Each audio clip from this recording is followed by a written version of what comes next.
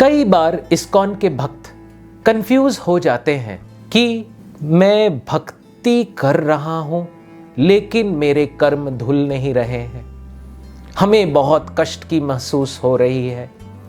तो ये जानने की जरूरत है कि मनुष्य जैसे ही जन्म लेता है उसके ऊपर 5 प्रकार के ऋण होते हैं। पितृ ऋण, देव ऋण, ऋषि ऋण, भूत प्राणी ऋण और मनुष्य ऋण।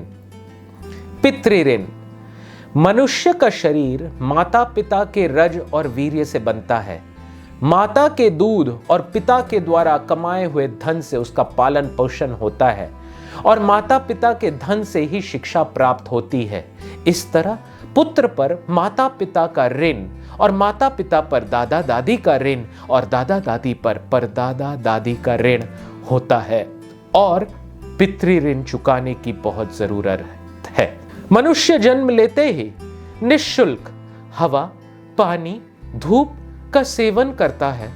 धरती माता उसको धारण करती है, हृष्ट पुष्ट बनाती है अन्न देके। सूर्य देव नित्य ऊष्मा देते हैं। क्या हम इन ऋणों को पूरा करते हैं?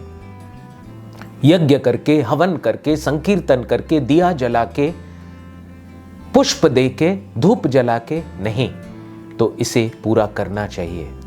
ऋषि मुनियों का ऋण, सप्त ऋषियों का ऋण, जैसे कि सबका एक गोत्र होता है, सब कोई एक ऋषि से जुड़ा हुआ है। ऋषि मुनि मंत्र दृष्टा होते हैं। उन्होंने मनुष्य के कल्याण के लिए विभिन्न मंत्रों को बताया, शास्त्र दिया, वेद दिया, पुराण दिया, गीता दिया, भागवत दिया। कब आएगा वो दिन जब हम ऋषि ऋण को पूरा करेंगे? शास्त्रों को पढ़ के, शास्त्रों को समझ के और शास्त्रों का प्रचार करके। भूत ऋण, सामान्यतः प्रत्येक प्राणी अपने सुख के लिए अनेक भूत जीवों को प्रतिदिन क्लेश देता है, प्रतिदिन, क्योंकि ऐसा किए बिना हमारी शरीर की यात्रा चल नहीं पाएगी। वृक्ष, लता, फल, फूल, लकड़ी, औषधि आदि वसुंधरा से हम कितना कुछ प्राप्त करते हैं और ऋण को पूरे करने की जगह बस कंप्लेन करते रहते हैं। मुझे ये नहीं मिला, मुझे वो नहीं मिला, मेरा ये पूरा नहीं हुआ, मेरा वो पूरा नहीं हुआ, और अपने ऋण को बढ़ाते रहते हैं। 5वां ऋण, मनुष्य ऋण। मनुष्य एक सामाजिक प्राणी है। हमारा जीवन निर्वाह दूसरों के सपोर्ट के बिना एक पल ना हो सके। सोचिए कि आप सुबह उठे हैं और एक दिन के लिए कोई मनुष्य, कोई जीव जंतु, कोई पेड़ पौधा, कोई अन्न, फल, फूल, पत्ते, धूप, सूर्य, चंद्र ना हो तो आपका जीवन कैसा होगा?